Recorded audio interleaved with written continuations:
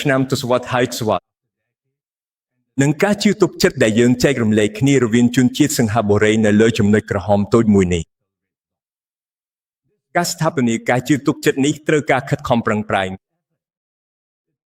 វាមិនកើតឡើងដោយខ្លួនវាឡើយដូច្នេះយើងត្រូវតែបន្តដាំគ្រាប់ពូជហើយយើងត្រូវតែបន្តថែរក្សាវាឆ្នាំហើយឆ្នាំជំនាន់ហើយជំនាន់